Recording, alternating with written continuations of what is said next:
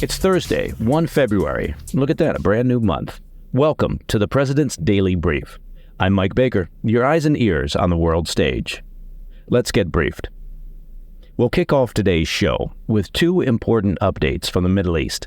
U.S. officials have revealed new details about the expected retaliation after a drone attack killed 3 American service members.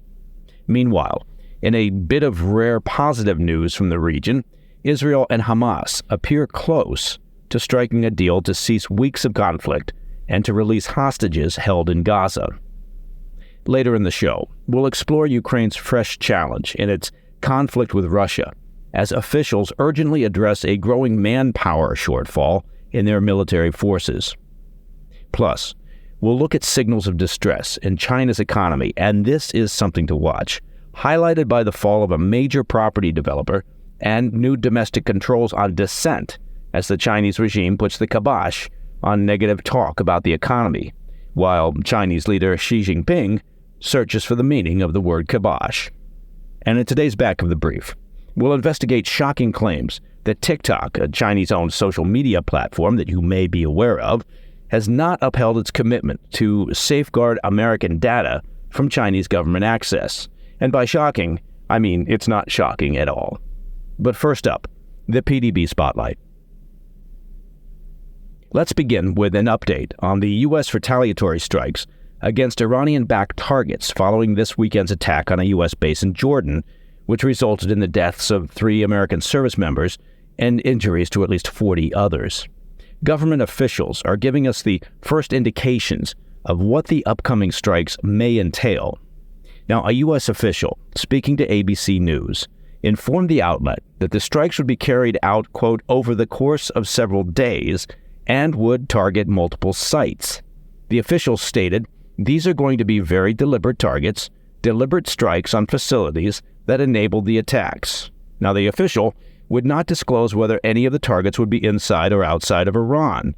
The official also didn't explain why the White House is spending more time talking about their response than actually doing it.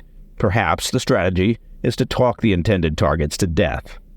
The official's comments reflect those of Pentagon spokesman John Kirby, who mentioned during a White House press conference that the U.S. is likely to adopt a tiered approach, involving not just a single action, but multiple actions over time. Honestly, it's like sitting through all those previews in a movie theater before getting to the main attraction. Somebody needs to unask the sofa over at the White House and issue a command. Meanwhile, Iran's ambassador to the United Nations, Amir Saeed, issued a threat to the U.S. on Wednesday, following President Biden's public statements that linked Tehran to the attack. Saeed declared, quote, the Islamic Republic would decisively respond to any attack on the country, its interests, and nationals under any pretexts, end quote. Now, Saeed clearly has no sense of irony, given that Iranian proxies have now launched 166 different missile and drone attacks on U.S. and allied personnel and facilities in the region. All right, we're turning our attention now to the conflict between Israel and Hamas to update you on a potential agreement that could lead to a prolonged ceasefire and the release of Israeli hostages. Reports indicate that a broad framework for a deal was agreed upon by negotiators in Paris this weekend and is currently being presented to Hamas leadership. The negotiation included the heads of Israeli and Egyptian intelligence, CIA Director William Burns, and the Prime Minister of Qatar. The deal would result in the release of all civilian hostages held by Hamas in Gaza during a 6-week pause in fighting. Additionally, the proposal calls for the release of Palestinian prisoners held by Israel at a rate of 3 prisoners for each hostage, and the temporary redeployment of Israeli troops from high-population areas of Gaza. It would also see a significant increase in humanitarian aid to the enclave. Furthermore, the framework deal includes provisions for additional pauses beyond the initial 6 weeks, during which time Israeli military captives and the remains of hostages who died in captivity would be released. There appears to be substantial optimism regarding this deal, with part of the framework having been tentatively accepted by the Netanyahu government. A senior Israeli official indicated to NBC News that there are, quote, strong indications that the deal would progress. All right, coming up after the break, Ukraine is now dealing with a new hurdle in its war against Russia, with government officials scrambling to solve the military's growing manpower issue. Plus, new indicators that China's economy is on the ropes, including the collapse of a major property developer. I'll be right back. Welcome back. We turn our attention to Ukraine, which is facing a recruitment crisis as it continues to repel the Putin regime's invasion. It's a manpower problem that has been building as the war enters its third year. On Tuesday, the military submitted an amended version of a bill that lays out a new mobilization plan for the Army, following backlash to an earlier proposal submitted late last year. If it passes, the bill will allow the government to initiate new conscriptions and tighten punishments for draft dodging. The updated language provides, quote, transparent rules for the mobilization process, as well as necessary regulation of the rights of servicemen and conscripts, end quote. These provisions include rest periods, mandatory military training for recruits, that's a good thing, financial compensation, and legal protections for registered servicemen to travel inside the country. Notably, the bill would lower the minimum draft age for combat duty from 27 to 25. Those trying to avoid the draft will also be subject to measures by the courts, including having their assets and bank accounts frozen, as well as restrictions on travel and use of a personal vehicle. Ukraine's parliament had rejected an earlier version of the proposal after public backlash regarding several provisions, including the proposed crackdown on draft dodgers' property and financial rights. While the new bill reportedly softens language around those issues, the fundamental proposals remain the same. With the war grinding into a third year and a stalled counteroffensive on the front lines, Ukraine is increasingly desperate for new recruits. Volunteers are no longer showing up at recruitment centers as they once did, and the number of criminal cases opened regarding draft dodging have reached roughly 9,000. In December, Ukrainian President Zelensky revealed a proposal from the military that called for mobilizing an additional 450,000 to 500,000 Ukrainians into the armed forces. General Valery Zaluzhny, the commander-in-chief of Ukraine's armed forces, said at the time that the number was based on the military's best projections of possible losses at the hands of Russia's military. The timing of this mobilization crisis really could not be worse, as reports emerged earlier this week that Zelensky has moved to fire General Zaluzhny from his post after a months-long feud. Insiders say that Zelensky sees General Zaluzhny as a potential political rival, given his popularity throughout Ukraine, which some polls show is higher than Zelensky's. The Financial Times first reported on the discord within Ukraine's ranks, with sources telling the paper that Zelensky offered Zaluzhny a new role as a defense advisor to move him out of the way, but that General Zaluzhny refused that offer. Kyiv has not yet officially acknowledged any leadership changes. However, his ousting would likely provoke uproar within the country. All right, shifting gears and locations, I want to look at the deteriorating economic situation in China, which has been rocked by its fourth straight month of contracting manufacturing activity and the recent collapse of real estate titan Evergrande. China's National Bureau of Statistics revealed Wednesday that factory activity in China has declined again in January, with little signs of relief on the horizon. As we've previously discussed here on the PDB, China is contending with a stubborn economic slowdown across a variety of sectors, driven by low business confidence, rising unemployment, low consumer demand, a deteriorating real estate market, and unstable debt, particularly massive amounts of local government debt.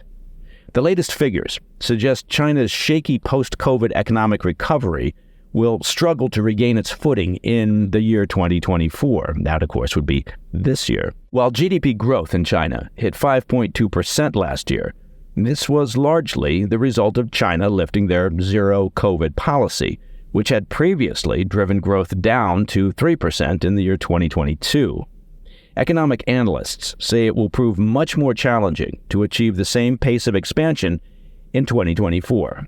In addition to their manufacturing woes, China is facing stubbornly high youth unemployment, declining consumer prices, and cratering home prices and property sales. Credit rating agency Moody's also revised its view of China's government debt in December, shifting the outlook from stable to negative. And adding to their recent troubles, a Hong Kong court ordered the liquidation of the real estate giant Evergrande Group on Monday after they failed to restructure, get this, their $300 billion debt. Their fall from grace was swift, having been listed as the world's most valuable real estate company as recently as 2018. Their restructuring plan began to unravel last year after their CEO came under criminal investigation, and he had once been listed as one of the richest people in all of Asia. The collapse will have a significant impact on China's already overleveraged and debt-ridden real estate market. Property investment had already dropped by nearly 10% across the year 2023. Now, as the chaos plays out, it appears that the Chinese Communist Party, the CCP, is doing everything in their considerable power to hide the economic reality from their own people. Man, there's nothing to see here, folks. Our friends at the Wall Street Journal exclusively reported on Tuesday that negative articles and commentaries by journalists and economists regarding China's financial reality have been disappearing from the internet over the past few weeks. The crackdown comes as CCP leaders have warned the public against trusting individuals who speak negatively about the economy, so I guess they're not going to trust me, and they've ordered officials to only, quote, promote the bright prospects of China's economy. Now, I'm not sure if there's a Chinese language translation for the phrase whistling past the graveyard. One thing is for certain when it comes to China's economy. Xi Jinping will engage in a variety of government-led interventions in an effort to prop up the appearances of a healthy economy in order to avoid the one thing that he fears more than anything, and that's social unrest.